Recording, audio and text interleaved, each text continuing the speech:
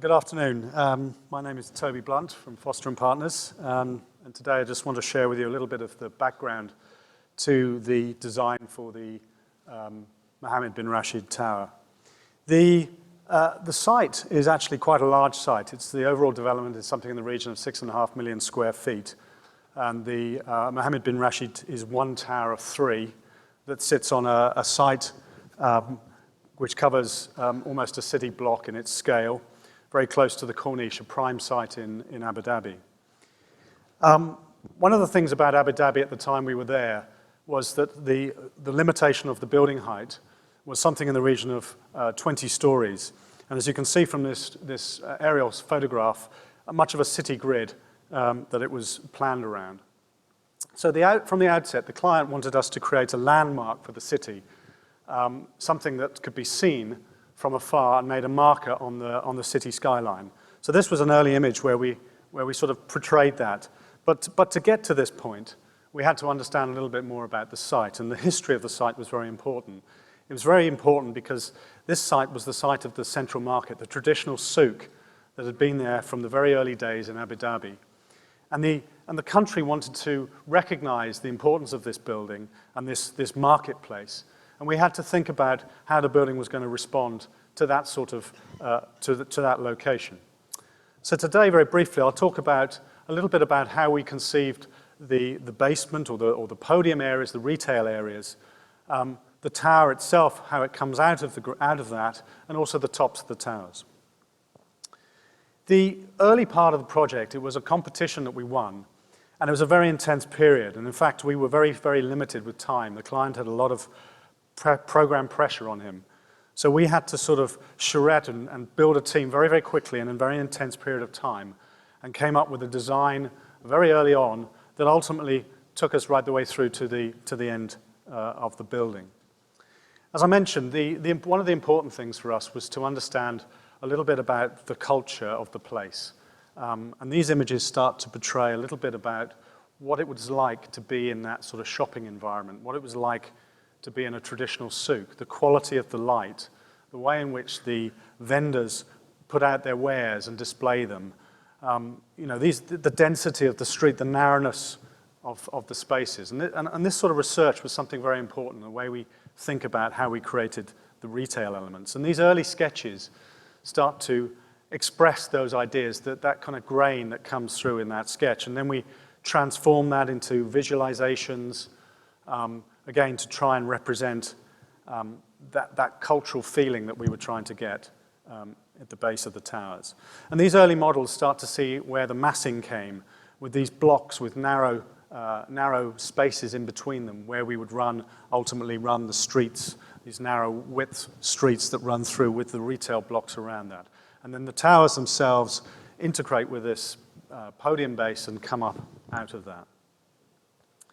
And this is a more developed model. As you can see, we're starting to layer on different elements of light controlling devices, and the idea that the whole of this podium roof can be accessible and can be used for people. And people was very important. The scale of the podium was very important to us, to step it down to the road to where people come into it. So the whole podium story was really about people, an urban scale, with these very large towers coming out of that. And these images start to give you a feel of what we wanted to do with those street spaces through to what was ultimately built, which you can see is very true to the original ideas that we had. The other unique feature in the retail was the idea that we could actually introduce natural ventilation into what is effectively a shopping mall. And what we did is we actually introduced openable roof lights into courtyard spaces within that gridded planning.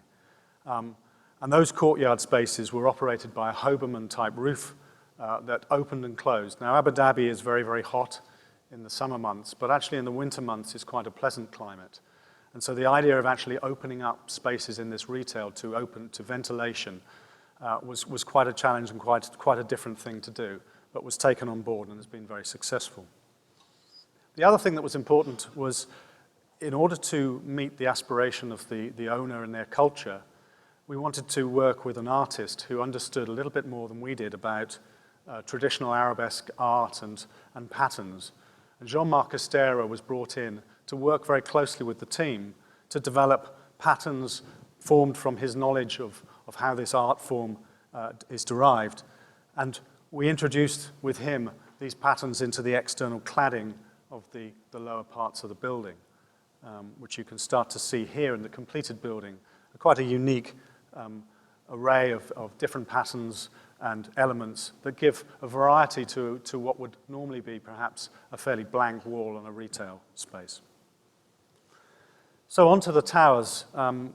The Mohammed Bin Rashid Tower is 1,250 feet tall and is, as I say, one of the three towers, the tallest tower that sits above this retail podium.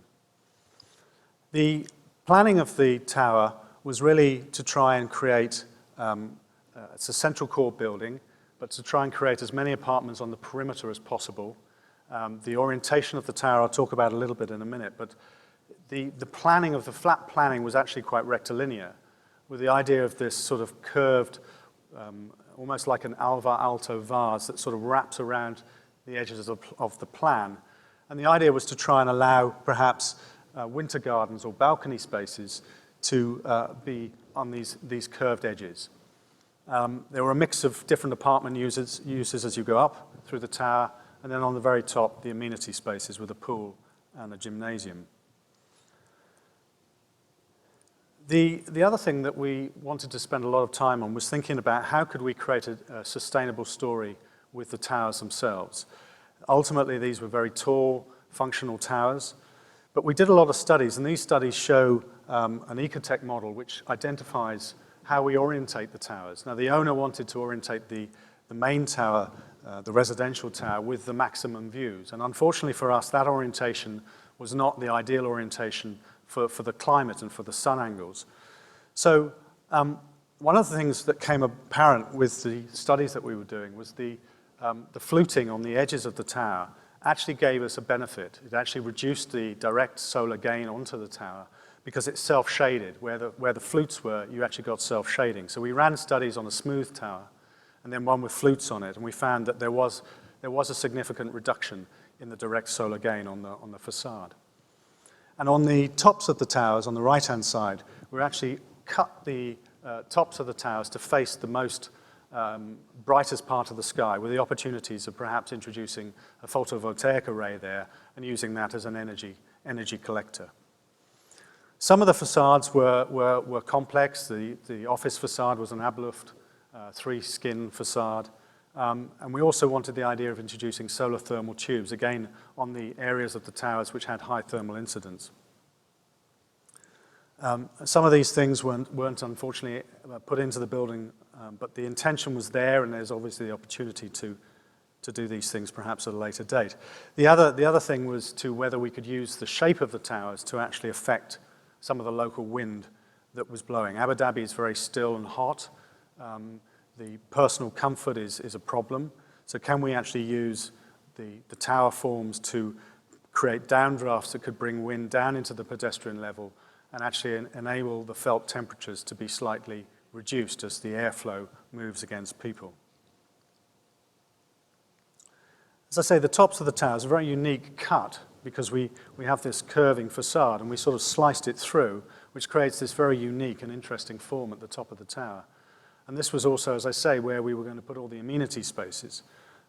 These early images show the configuration of the swimming pools with this sort of angled facade leaning into that, very dramatic place to be and fantastic views across the city.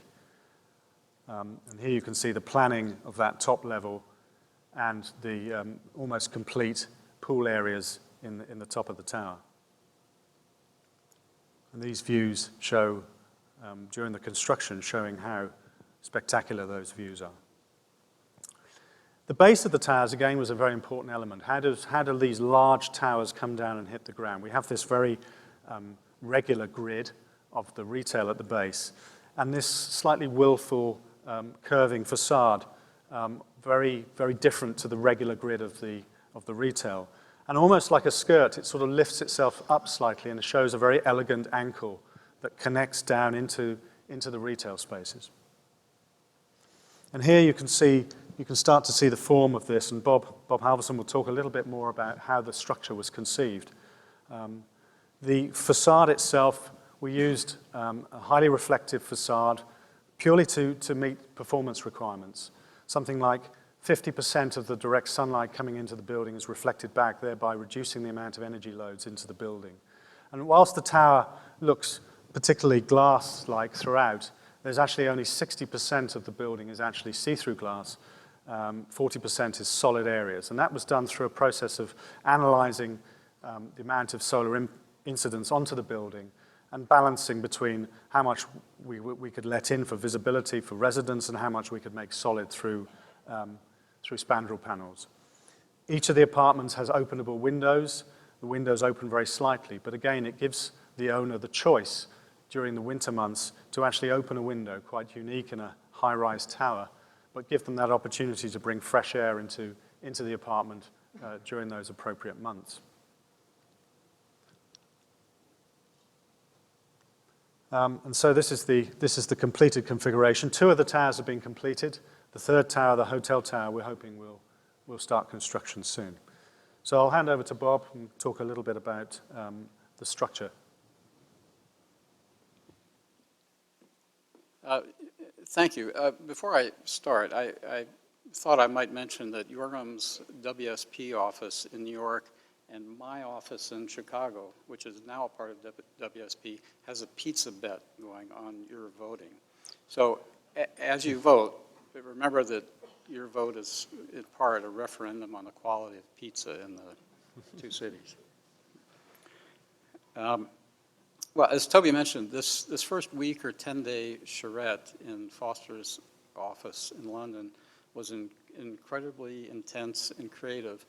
And it was unique in my experience in that all the big decisions on the project, architecturally and structurally, were effectively made in that short period of time. And I'll go through some of those big decisions structurally. The first one was sort of an organizing grid across the site. A grid was selected that worked for the 5 levels of parking below grade and for the souk, and that grid was spread across the entire site.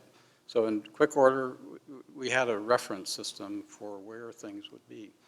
The towers, as Toby mentioned, passing through the retail and parking levels were to be rectangular, so they fit within the rectangular grid, and then became curvy above that, like Toby mentioned.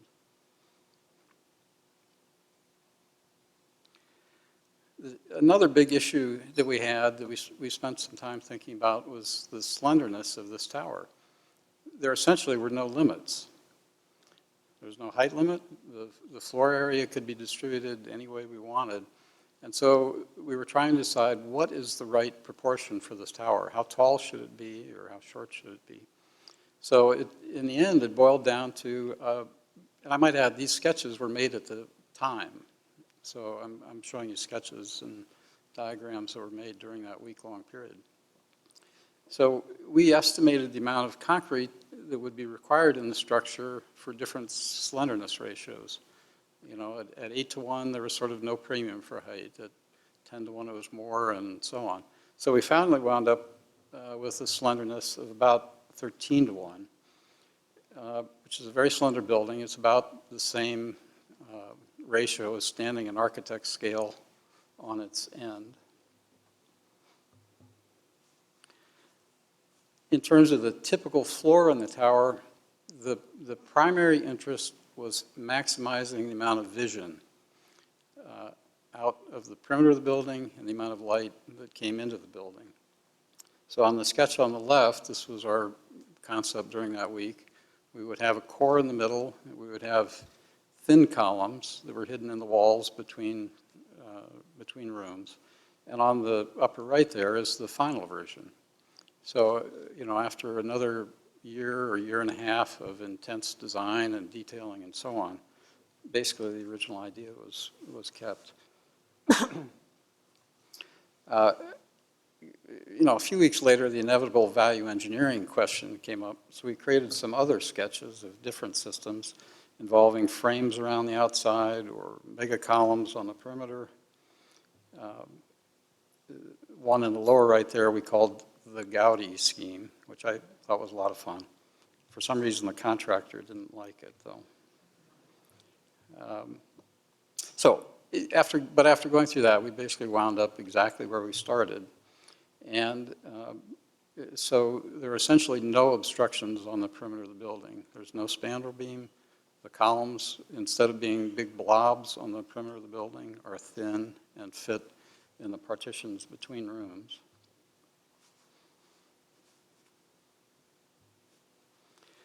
And the lateral system became very simple. We had a core in the middle. We had these perimeter wall columns.